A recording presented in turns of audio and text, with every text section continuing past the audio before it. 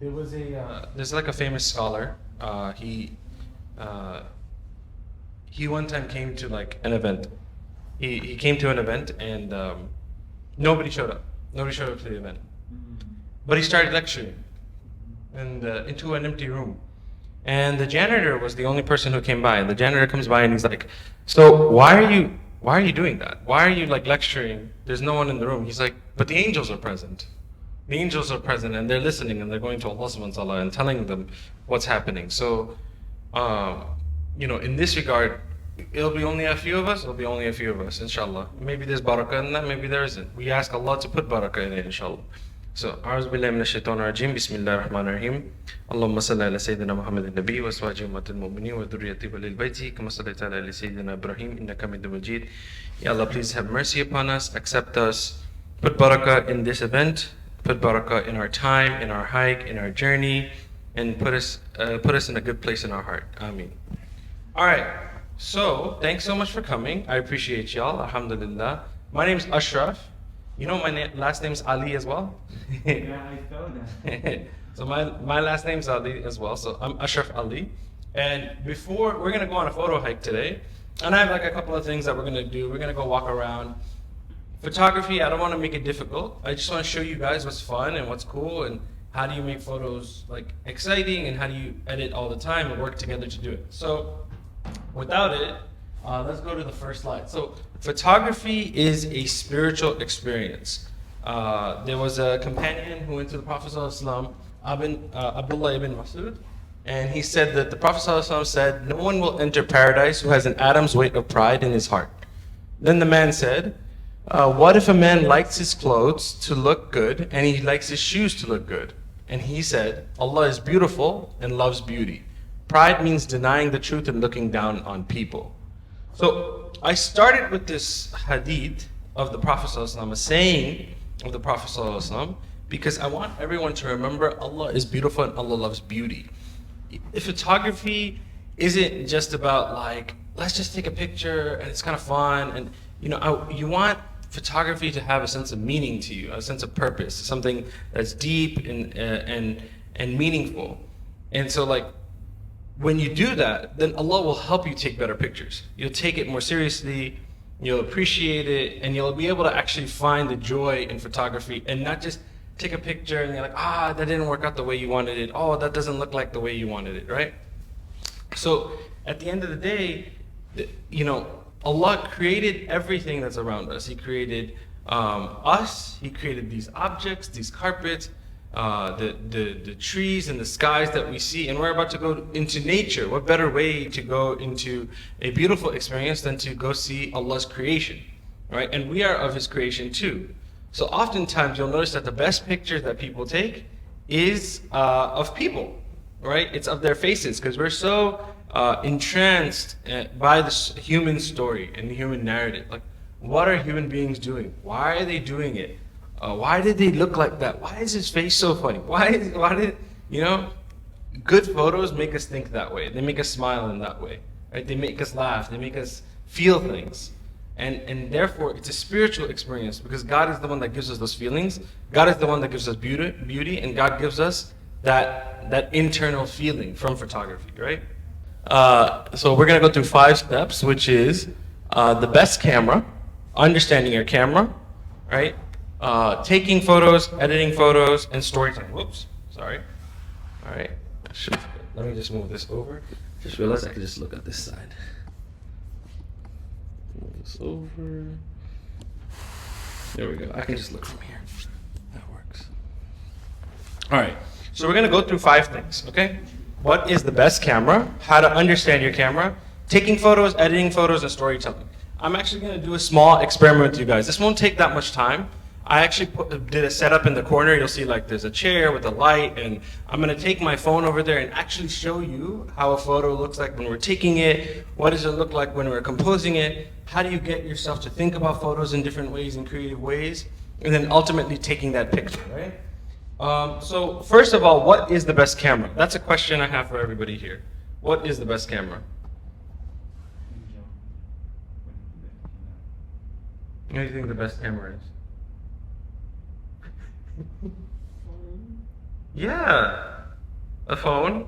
Okay, what else? What was it used for matches like football? Yeah, maybe like the football or like soccer, right? People think like, oh, if you have such a big camera, you have one of those expensive cameras, you're gonna take the best photography, right? But at the end of the day, you know, it depends. We're gonna do a little experiment, okay? So I'm gonna put pictures up, and I want you to guess which camera it is, okay? So I took all of these pictures with different types of cameras. All right, so we're gonna look at the screen. What camera do you think this is? One of those fancy ones. Okay, maybe it's a fancy camera. That's your guess? What do you think? You think it's a fancy camera? Okay. This is a phone. So this is actually taken with an iPhone 7. No. Yeah. That's right. It's taken with an iPhone 7 Plus. Okay. All right. Let's look at the next photo. All right. So this is a picture of my lovely mom. What do you think this? What camera was this photo taken with? iPhone 12. iPhone 12. Okay. What do you think? Not an expensive camera, but a camera. Okay. Yeah, like a physical camera.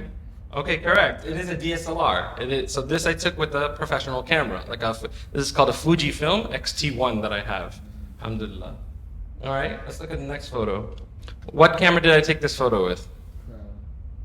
Pro. A Cost a Lot Pro camera. What do you think? A phone? You got it right. It's a phone. I took it with a phone. Yeah, I actually took that with this phone, the iPhone 11 Pro. Okay, let's do the next one. All right, what camera did I take this one with? Phone? Okay, what do you think? Expensive camera. Expensive camera? You got it right, it's a phone. Yeah, so this is the phone camera. So now I'm starting to get you guys to see what different types of photos can look like. Doesn't matter what type It of... has so much like sparkling like things that you don't capture with an iPhone. Maybe. It depends. It depends on how you use the camera in order to make like a really nice picture, right?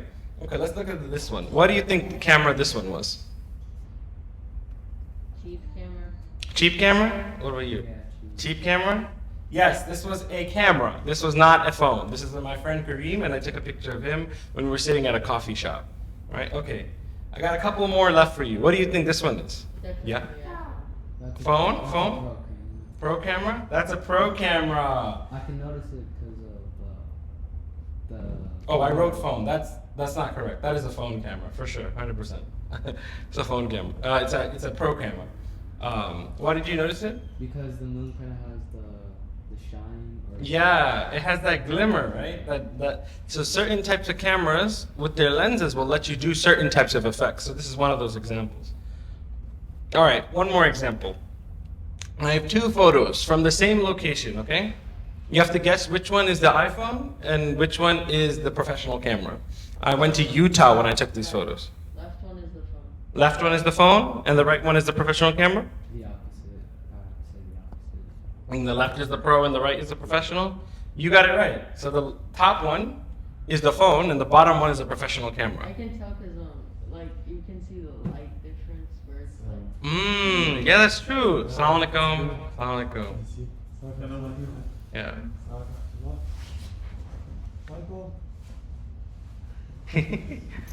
So yeah, you can see the light difference, right? So you remember our trip to Utah? Oh yeah. Yeah, so I was showing them like the different photos and I was saying which one looks like a phone, which one looks like a DSLR. So the one on the top is a phone and the one bottom. So you're right, the lighting, it comes out better in a pro camera, right? So that's a good example of like the different ways. And you're right also, it is the phone that is the camera. The best camera is the one you always have with you. People buy these expensive cameras, they spend so much money and they're like, oh, I need to get the best. No, I have a friend who bought a $2,000 camera and he's only taken about 200 photos with it, right? That's not good, right? He takes more pictures with his iPhone, right? So the point is, the best way to get better at photos is to just take more pictures, right? So I'm going to help you understand a little bit of your camera, and we're going to talk about exposure. So we're going to actually do a live demo. Yeah, why don't you go over there for a second, and I will go ahead and do this. Okay. All right. I have my tripod set up. So the first thing I was talking about is exposure, right? So what is exposure? You guys can see on the screen kind of like how I'm kind kind of walking around. We have a bright light around him, and we can see his face. Now, if I tap on the screen, and I drag the screen up, you can see the photo is starting to get brighter. Now, if I drag it down, the photo is starting to get darker. So that's controlling the exposure. How bright or how dark is your photo going to be? So exposure is a very important technique that you use in order to control how your photo is going, how your camera is going to work. Now, something to keep in mind when you're doing something like this is that we're using an iPhone. So an iPhone does have some level of limitation. So we're not going to talk about all the crazy tricks and whatnot. But one of the most powerful things when we're going on the hike today, inshallah, is just knowing how to move that light up and down, being able to adjust it. So on your phone, when you go ahead and tap, and you just drag it up or drag it down, you can use it to control the lighting. And you'll actually notice that as I move the camera, it's automatically changing the lighting based on the conditions. So let's say I don't want it to do that. Maybe I want it to hold it in place. You can actually tap on the photo and lock that exposure, right? So now, wherever I go, that lighting will not change. It'll keep it consistent. So that's one thing in photography I want you guys to know, which is about lighting. So the other things that are there is like ISO, aperture, shutter speed. Those are for more professional cameras. We're not going to be focused on that today. I want you to be focused on whatever your camera can do, right? So a small thing I want to talk about also is like, what is portrait mode? So, oftentimes people are like, yo, you got to switch to portrait mode. Make sure you really make a nice photo, right? So we're going to go ahead and switch to portrait mode over here. You can see like when we're taking the picture, let me ask you, Ali, which picture looks better to you? Okay, I'm going to take two pictures, okay? And I want your opinion, Ali. Let's go ahead, let's take a look. All right, so this was the portrait photo, and then this is the non-portrait photo. Which one do you like better? I don't see much of a difference. Okay. The photo of the normal one. You like the normal one more? No, the portrait kind of has more lighting and more detail. Yeah. But you can edit it to make it the exact same thing. Sure, you can edit it, right? So what I'm trying to show you guys is that like when it comes to photography and really thinking about photography, like the different aspects of photography, portrait mode is just a way of editing a photo. So Apple made it easy to kind of like blur out the details. I think a better example would be, why don't you stand up over here for a second? All right, so let's take a look. All right, come a little closer. All right, so we can see that Muhammad right behind him, right? Muhammad sallallahu alaihi wasallam. And you can see there's like a slight little blur over here. Now if I switch it to photo mode, that blur goes away. So what portrait mode is doing is Apple came up with algorithms to find a way to make it look like a professional camera, to make it look a lot more natural and more like a professional camera with the what you can get in a more expensive lens, right? But this is artificial, it's fake, right? It's not real. The camera's not actually doing this. So portrait mode is not actually doing that. So it's just one technique of many techniques that you can use, right? So this is an example of a picture. Okay, guess the camera. Which camera is this? Obviously it's portrait mode, so but which phone is this? Which iPhone do you think this is, this picture? 11 Pro Plus. 11 Pro Plus Max? What do you think? I would say the 10. 10? What iPhone do you think this is? 8. Close, it's a 7. Oh, wow. Yeah, so I took this with an iPhone 7 Plus. Very old. I took this in Detroit. It is an open air museum over there. And so this is portrait mode. It makes it look professional, right? Like you can see there's a little bit of blurring and some sort of effect that's happening. So similarly speaking, we're able to do changes like that. Okay, so how to take photos. First thing is the subject. So I'm gonna have Abdullah be my subject. Come. All right. Ooh, bismillah. So if Abdullah is my subject, Where you right? want me? A subject, I'm gonna just have you stand around. When you're taking a camera and you're walking around a room, for instance, right, you're always looking for different subjects, right? So for instance, in this instance, Abdullah is my subject. And you can see how you want to treat your subject. Is your subject going to be up close? Is your subject going to be up close, or is it going to be far? Is it going to be off to the side and you're trying to focus on something else? You want to try to pay attention to the various details that are around the room, right? What else? Let's go here. Background. So the background is just as important. So let's look at this background, for instance. Right now, there's a background here, and it's a little noisy because there's like a light stand here, and the Muhammad sallallahu alaihi wasallam like emblem, and a tripod, and a fan. What if we put them against the white background? Is this white? Or whatever color that is. So now I have a more simpler, focused approach to his portrait, right? Now my subject is a lot more focused. So when you're doing photography, it's really important to think about your subject and the background that you have in front of you as well, right? Now let's see, what else do you have to do to take a good photo? You have to think about composition. You know, oftentimes I see people take photos like this. They go like, oh my God, okay, this is how I want to take the photo. But you know, a good photographer moves. A good photographer thinks about different angles that they can use. A good photographer thinks about going close up. A good photographer starts changing their position, because every way that you think about a photo affects how you actually see that photo at the end of the day. What story is it telling to the person that's next to you, right? What story does it tell ultimately? Okay. Let's go to the next one. Lighting is just as important too. So if I bring Abdullah over here for a second and sit him down, I want you guys to see this. We have one photo, and if I take it, it looks a little dramatic, right? Watch me move the lighting. See how the lighting is changing how that photo looks on it. See how his chin is starting to cast a shadow? Got a shiny forehead. You see how dramatic it starts to become? So today, when we're going on the hike, I want you to pay attention to the different type of lighting that can happen and how you can take advantage of that. We have editing photos. So when it comes to editing photos, we're all going to be doing this today. You first have to select the photo. So I'm going to go ahead into my editing app. One app I like to use is Pixelmator. You can use all types of apps, whether it's Lightroom, you can use the Apple app, you can use Darkroom, Snapseed, whatever you want to use. There's so many on the App Store. That's not what's important. We're going to pick the picture that we like.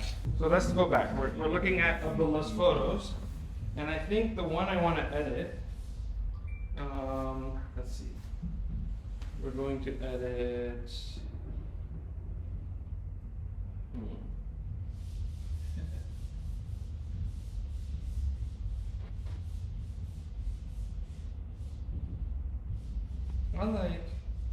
I like this photo.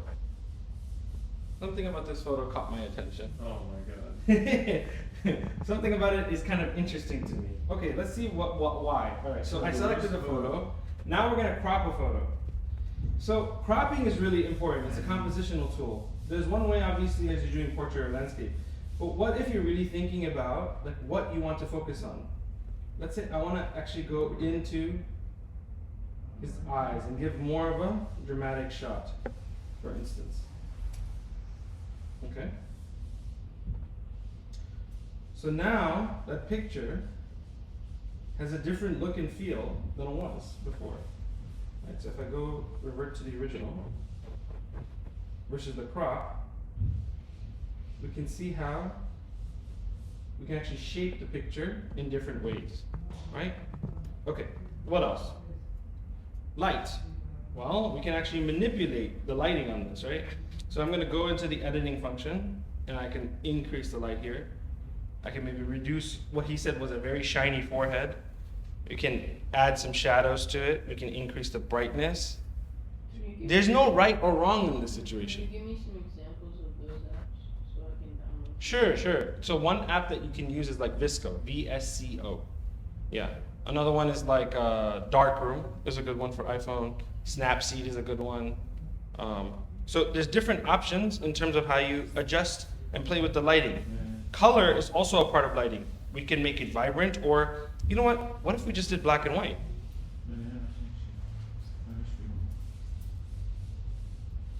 Right? What if we made this a more dramatic picture? See? Now we can look at the before and after, where the story of the photo starts to change because of the way that you're telling the story, right? Okay, so we talked about light, color, and then the details. So even the details when you're editing, and notice how I'm doing all this on my phone, right? I don't have to go to a computer. I don't have to worry about like editing all the little details. I don't have to worry about like not understanding the computer tools. There's just so much you can do just being on a phone. Look, you can see the dust in his glasses. I was able to sharpen it to bring the dust out in his glasses. So let's look at the before and then the after. Right? That's real nice. And even filters are a way of editing, right? There's nothing wrong with a filter. It's just a way to preset a photo, right? Now, at the end of the day, telling good stories is the key point of everything that we're doing when it comes to photography. So you want to think about like, what's your focus? For me, my subject was Abdullah, but you guys saw in all those other pictures, I had like leaves, I had like my, different types of objects, or whether I'm focusing on the scene or the scenery. Like Utah's beautiful, so you want to just look at the rock structures, right? So think about what is your focus. Today, when you're going on the hike, everyone's going to be hyper searching. Okay, we're all going to be looking for like different things that look interesting while you're taking photos, right? You also just be creative. So you saw like I was moving in different positions with Abdullah. I'm like moving left, I'm moving right. It doesn't matter. The goal is to just kind of feel comfortable with how you want your photos to come out.